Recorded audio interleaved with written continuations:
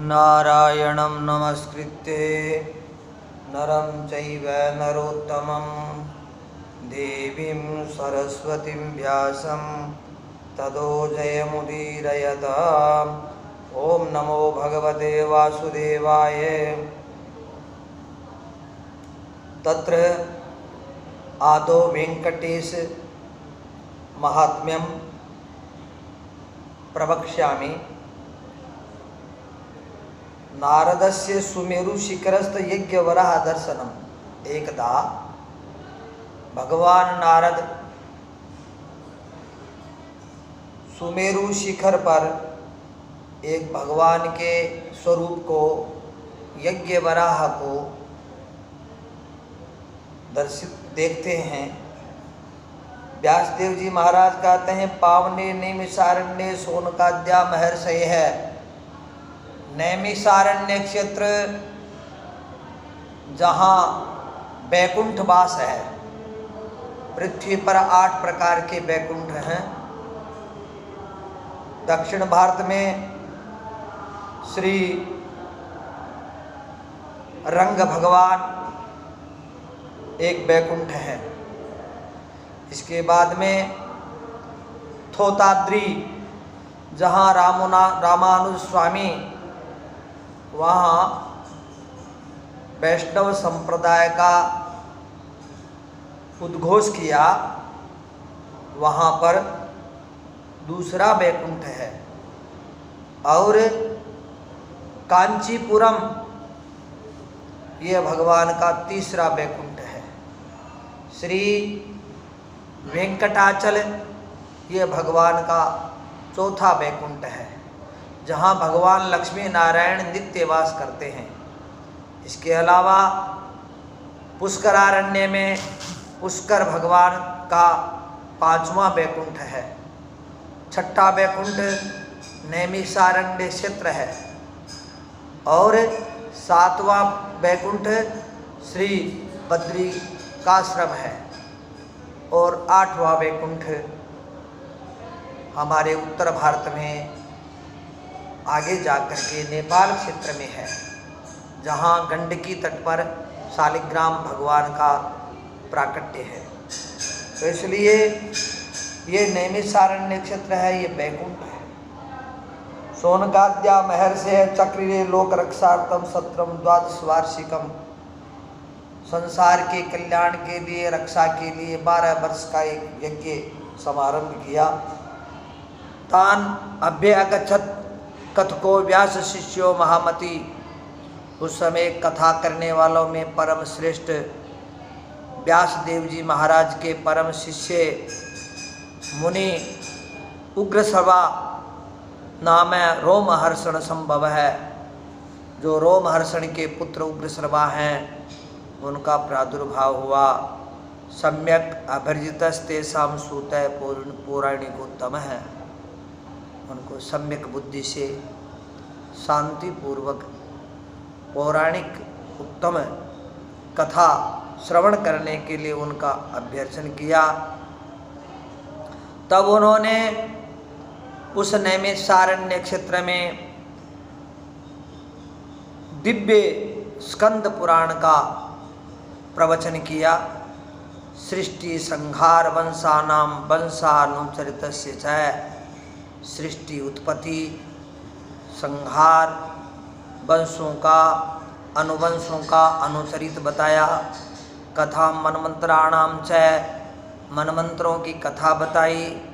विस्तार पूर्वक निवेदन किया। नाना प्रकार के तीर्थों का, उनके प्रभाव सब मुनि पुंगव सुनते हैं। और ऊचरे वचिनं सूतम कथा श्रवण कांक्षया। और वो सूत के वश में आकर के उनकी मधुर वाणी में, विद्वत्ता पूर्वक कथा में आकर के, और वो पूछते हैं। कहते हैं ऋषि है ऊचुहु। ऋषि कहते हैं, हे रोमहर्षण, सर्वज्ञ पुराणार्थ विशारद महात्म्यम श्रोतुमिच्छामो गिरीन्द्राणाम महीतले ब्रूहि तम नो महाभाग के प्रधाना महीधरा। हे भगवान, आप पुराणों में विशारद हैं, जानने वाले हैं, और हम आपसे प्रार्थना करते हैं कि हे योगेंद्र, कौन से इस महीतल पर, पृथ्वी पर महीधर हैं, पर्वत हैं, और उनकी क्या क्या विशेषता है, आप कृपा करके हमें बताओ। तो सुश्री सूत जी महाराज कहते हैं कि मुझे आप जो प्रश्न कर रहे हैं वही प्रश्न श्री व्यास जी महाराज के सामने किया गया था। एवं पुरा प्रश्नम अपृछम जाह्नवी तटे, जाह्नवी भगवती गंगा के तट पर वासम मुनिवर श्रेष्ठम सो ब्रवीण में गुरुत्तम है। जिस प्रकार से मुनि श्रेष्ठ श्री व्यास जी महाराज ने बताया वो सारा आपके मैं समक्ष प्रदान करता हूँ। व्यास उवाच, व्यास जी महाराज कहते हैं, पुरा देवयुगे सूतय नारदो मुनिसत्तमः सुमेरु शिखरम गत्वा नाना रत्न सुशोभितम तन्मध्ये विपुलम दीप्तम ब्रह्मणो दिव्यमालयम दृष्ट्वा तस्योत्तरे देशे पिप्पल द्रुममुत्तमम। एक बार की बात है, देवयुगे, देवयुगे थी कृतयुगे, जहाँ सब कृतकृत्य हैं, जहाँ कोई प्रकार का विकार नहीं है, सब में देवत्व है, उस देवयुग की बात है। नारद जी महाराज सुमेरु के पर्वत पर गए जो नाना रत्नों से सुशोभित है। तन्मध्ये उस सुमेरु पर्वत के बीच में विपुलम दीप्तम ब्रह्मणो दिव्यमालयम, एक भगवान का ब्रह्मा जी महाराज का दिव्य, वहाँ पर सुमेरु के शिखर के मध्य में एक पुरी है, आलय है, नगर है। उसके उत्तर दिशा में एक पीपल का विशाल वृक्ष देखा। सहस्र योजन उच्चायम, उसकी ऊंचाई मानो हजारों योजन की है और उससे दुगुना विस्तार में है। तन्मूले मंडपम दिव्यम नाना रत्न समन्वितम, उस पीपल के वृक्ष के नीचे नाना रत्नों से सुशोभित एक सुंदर मंडप है। पद्मराग मणिस्तंभैः सहस्रैः समलंकृतं तैः। उस दिव्य मंडप की विशेषता क्या है? उस मंडप में पद्मराग मणि के स्तंभ हैं और हजारों प्रकार की मणियों से वो अलंकृत है। वैडूर्य और मुक्तामणि इनके द्वारा स्वस्तिकम आलिकम, नाना प्रकार के स्वस्तिक चिन्ह बनाए हुए हैं। नाना प्रकार के स्वस्तिक आदि चिन्ह जो हैं, कहीं कमल है तो कहीं स्तंभ है, कहीं स्वस्तिक का चिन्ह है, तो कहीं अनेक प्रकार के यंत्र तंत्र बनाए हुए हैं। नवरत्न समाकीर्णम, 9 प्रकार के रत्न हैं, उनके द्वारा दिव्य तोरण हैं, वो सुशोभित हैं। हिरण हैं, पक्षी हैं, उनसे वो बड़े सुशोभित हैं। उसमें नाना प्रकार के पक्षी हैं, मृग आदि हैं, जानवर हैं, उनकी भी कारीगरी नारायण की हुई है। प्रविश्य, उसमें प्रवेश किया श्री नारद जी महाराज ने। असो ददर्शांतर दिव्य मौक्तिक मंडपम, और उस प्रकार से उसको देख करके दिव्य उस मोक्तियों के मंडप को देख करके, जो वैडूर्य वेदिकम तुंग मारुरो है महामुनि, वहाँ वैडूर्य और वेदिकाएं ऊंचाई बहुत ऊंची ऊंची उसमें हैं, उन पर महामुनि श्री नारद जी महाराज पहुँच जाते हैं। तन्मध्ये तुंगम अतुलम, उसके मध्य में एकदम बहुत ऊंचा तीखा वसुपाद विराजितम, जो 8 पाद है, उसमें अष्टकमल दल है, उसको देखा। सिंहासनम महाद्युतिम, और उसके ऊपर एक सिंहासन है। तन्मध्य, उसके बीच में पुष्करम दिव्यम, उसके मध्य में कमल का पुष्प है। 1000 दल उसमें हैं। श्वेतम चंद्र सहस्राभम कर्णिका के सरोज्वलम, एकदम सफेद चंद्रमा के समान। हजारों चंद्रमा उसके प्रकाश की चांदनी का ब्याज भी नहीं चुका सकते, इतना दिव्य सुंदर है। और तो और कर्णिका के सरोज्वलम, और उसकी कर्णिकाएं हैं, उस कमल के पंखुड़ियां हैं वो एकदम सफ़ेद हैं, और उसकी कर्णिकाएं हैं कोर हैं, वो एकदम केसर की भांति उज्ज्वलित हैं, प्रकाशित हैं। वहाँ पर पूर्ण चंद्रायुध प्रभम, जैसे परिपूर्ण चंद्रमा हो ऐसे एकदम धवल सुंदर दिव्य दीप्यमान उसके मध्य में विराजमान है। कैलाश पर्वताकारम, कैलाश के पर्वत के आकार का। कैलाश पर्वत का आकार क्यों बताया है? क्योंकि कैलाश का जो पर्वत है वो बर्फ से ढका हुआ है और वो सफ़ेद है, बहुत विशाल है। कैलाश पर्वत की भांति उस कमल के मध्य में एक विशाल काय दिव्य सुंदर स्वरूप एक पुरुष की आकृति विराजमान है। चतुर्बाहु, उसके 4 भुजाएं हैं, और उन चारों भुजाओं में बाहुम उदरांगम और वराह वदनम शुभम, उदर है विशाल, लेकिन उसका वदन है, मुखारविंद है, वो भगवान वराह का है, वराह का है, शुक्र का मुख है उसका। उसके 4 हाथ हैं, उनमें शंख, चक्र, गदा और पद्म विराजमान हैं। अभय मुद्रा दे रखी है उन्होंने, शंख चक्र और अभय मुद्रा और गदा। पीताम्बर धरम देवम पुंडरीकाय दक्षिणम, वो इतने सफ़ेद सुंदर सुशोभित उनका जो स्वरूप है धवल, उन्होंने पीताम्बर को धारण कर रखा है। अपने कटी में जो धोती बांध रखी है वो पीताम्बर है, और पीताम्बर से ही उन्होंने कमरबंधा बांध रखा है। और पूर्णेन्दु सौम्य वदनम, वो भगवान पूर्ण और सुंदर शोभा के धाम है। धूप गंधी मुखाम्बुजम, और चारों ओर से उनके धूप की गंध है, उनसे वो अपने मुख में, अपने मुख के पास में चारों ओर से धूप की गंध ग्रहण कर रहे हैं। सामध्वनिम, सामवेद की का गायन हो रहा है। और यज्ञ मूर्ति, जो यज्ञ की मूर्ति हैं, श्रुकतुंडम श्रुवनासिकम क्षीर सागर संकासम किरीटोज्वलिताननम, उनके वो यज्ञ की मूर्ति के स्वरूप हैं।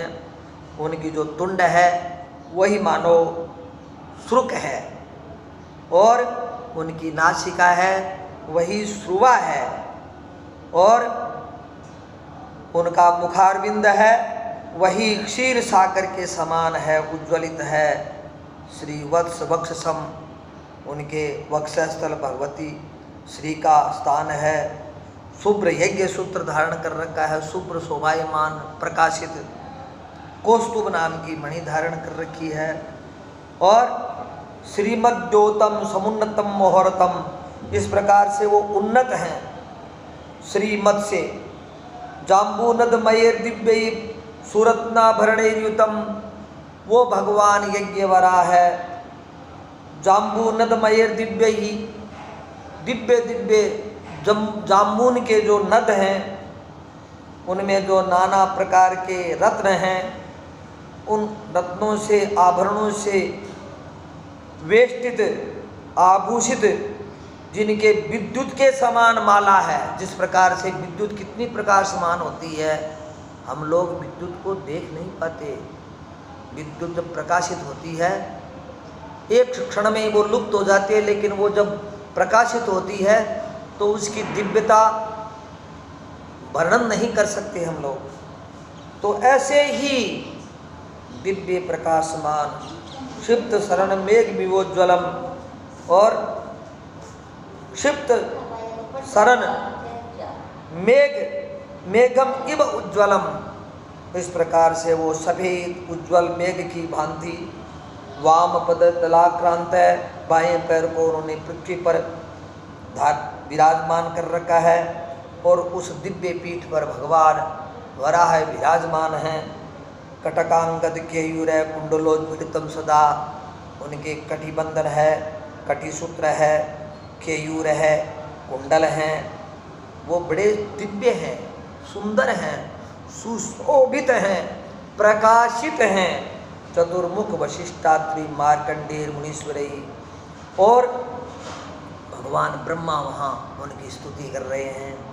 श्री वशिष्ठ जी महाराज, श्री अत्रि, श्री मार्कंडेय मुनि, भृगु जी महाराज और अनेक दिव्य दिव्य ऋषि महर्षिगण, योगिंद्र मुनिंद्र अमलात्मा भृगुवाद भी अनेक से माने महर्निशम, वो सभी श्री यज्ञ वराह भगवान की स्तुति करते हैं, उनकी पूजा करते हैं, उनकी अर्चना करते हैं, उनकी बलिहारी जाते हैं। ये कहाँ की बात है? ये ब्रह्मलोक की बात है। कौन से ब्रह्मलोक की? इस पृथ्वी पर सुमेरु पर्वत के ऊपर भगवान ब्रह्मा की एक पुरी है।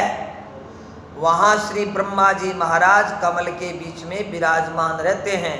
परंतु आज नारद जी महाराज ने ये देखा कि वहाँ यज्ञ वराह भगवान उस कमल के बीच में सुंदर शोभा के धाम श्री भगवान शंकर जिस प्रकार से आपके कैलाश पर्वत में विराजमान होते हैं, अर्थात कैलाश पर्वत ही भगवान शंकर का स्वरूप है। बर्फ से आच्छादित होने के कारण सुंदर चांद के समान सफेद स्फटिक मणि के समान सुशोभित होते हैं, वैसे भगवान वराह है सुशोभित है। इंद्रादि लोकपालश्च, इंद्रादि लोकपाल दिक्पाल गंधर्व अप्सरागण सेवितम देव देवेशम प्रणिपत्याभिगम्य च, और इस प्रकार से देव देवेश भगवान श्री वराह की स्तुति करते हैं, उनके चरणों में पड़ते हैं और दिव्य रूप निषद भागैर अभिष्टूय धराधरम, और इस प्रकार से पृथ्वी को धारण करने वाले भगवान वराह है। यज्ञ वराह भगवान पृथ्वी को धारण करते हैं, इसलिए यज्ञ वराह भगवान जो पृथ्वी को धारण करते हैं उनके चरणों में गिर पड़ते हैं। दिव्य उपरिदेर भागे अभिष्टु ये धराधरम, धराधर धरा को धारण करने वाले भगवान यज्ञ वराह को दिव्य उपनिषद वाक्यों के द्वारा नारद परम प्रीत शितो देव से सन्निधो, इस प्रकार से जो स्तुतियाँ हो रही हैं श्री नारद जी महाराज उनके चरणों में समर्पित होते हैं। उन देव के सम्मुख जा कर के प्रार्थना करते हैं। उसी समय देवता दुंदुभी बजाते हैं, मृदंग बजाते हैं, पणव गोमुख आदि बाजते हैं। ततस्समागता देवी धरणी सखी संयुता, उस समय भगवती देवी धरणी अपनी सखियों के सहित पधारती हैं। धरणी माने माता पृथ्वी। कहाँ पहुँचती हैं? यज्ञ वराह भगवान के पास पहुँचती है। और सरत्न सागराकार है दिव्यांबर समुज्ज्वला, सुमेरु मंदराकार है स्तन भारा वनामिता, नव दुर्वादल श्यामा सर्वाभरण भूषिता, इलिया वही पिंगलया सखीभ्याम च समन्विता। सुमेरु जो है वो मंदरा, सुमेरु मंदराकारा स्तन भारा नवामिता, उसके दोनों स्तन हैं, वो दोनों स्तन माता के जो स्तन हैं वो सुमेरु पर्वत और मंदराचल पर्वत की उपमा दी है। व्यास जी महाराज कहते हैं कि वो इतने बड़े बड़े विशाल हैं कि दो पर्वत उनकी छाती पर गोड़ गोड़ शोभायमान हो रहे हैं। और तो और नवदूर दुर्वादला श्यामा, और नई जो दुर्वा का दल है वो एकदम पहल निकलता है। ऊपर की जो कुपड़ है वो बिल्कुल हरी तो होती है, लेकिन उसमें बड़ी सुंदर शोभा की धाम होती है।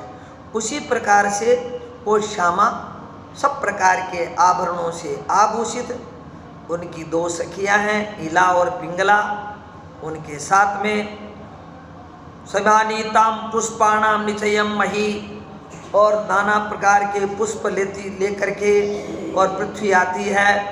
श्रीमद् वराह देवस्य पादमूले विकीर्य च, वराह भगवान के चरणों में वो पुष्प विकीर्ण करती हैं, प्रणाम करती हैं, अपने हाथ को जोड़ करके स्तुति करके प्रार्थना करके ताम देवीम श्री वराहोपि यालिंग्यांके निधाय च, उन भगवान वराह के चरणों में समर्पित भाव से उनका कृतांजलि होकर के और आलिंग्य उनका आलिंगन करके और उनके विधाय च, उनके अंक में रख करके प्रपच्छ कुशलम पृथ्वी प्रीति प्रवणा मानस है।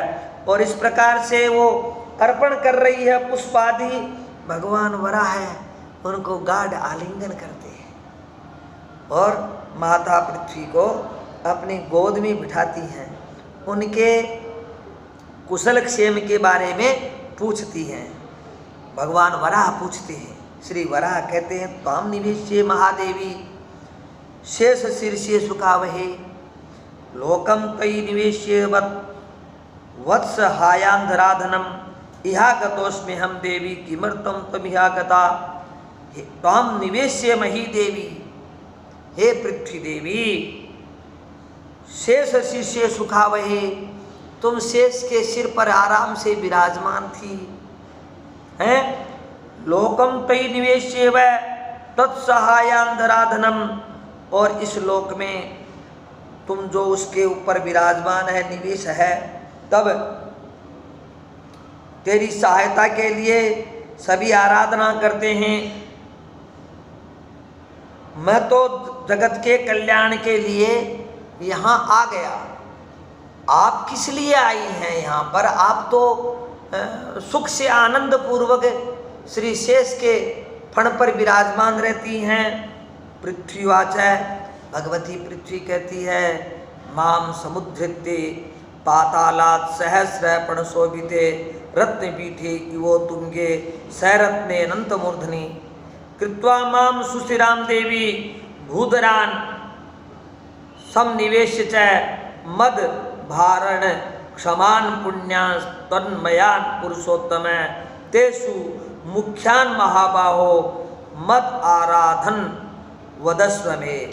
माम समुद्धृत्य, मेरा आपने उद्धार किया। मैं पाताल में चली गई थी, तब आपने मुझे पाताल से बाहर निकाला और आपने क्या किया?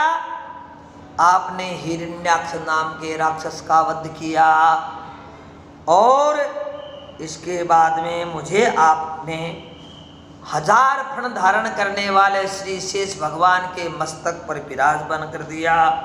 रत्न पीठे इवो तुंगे, जैसे कोई रत्न की पीठ के ऊपर, ऊंची पीठ के ऊपर जिस प्रकार से विराज करते हैं, उसी प्रकार से रत्नों सहित जिनके मस्तक पर रत्न हैं, ऐसी मणिमय जिनके मस्तक पर नाना प्रकार की दिव्य दिव्य महामणियाँ विद्यमान रहती हैं, ऐसे भगवान शेष के हजारों फण हैं। उनमें से एक फण पर मुझे विराजमान कर दिया। कृत्वा माम सुस्थिराम देव्य भूधरान समनिवेश है, और आप भूधरान जो पर्वत हैं उनमें आप निवेश कर गए। मद उद्धारण क्षमान पुण्यात्म मयान पुरुषोत्तम, आपने मेरा उद्धार किया, आपने जो पुण्य किया। तेसु मुख्यान महाबाहो मत आधारान वदस्व में, मुझे ये बताओ कि मेरी ऊपर जो ये नाना प्रकार के पर्वत हैं, नदियां हैं, क्षेत्र हैं, उनकी महिमा आप कृपा करके बताओ। उसमें वहाँ कौन कौन से पुण्य स्थल हैं, ऐसे भगवती पृथ्वी पूछती है। बोलो लक्ष्मी नारायण भगवान की जय, श्री वराह भगवान की जय।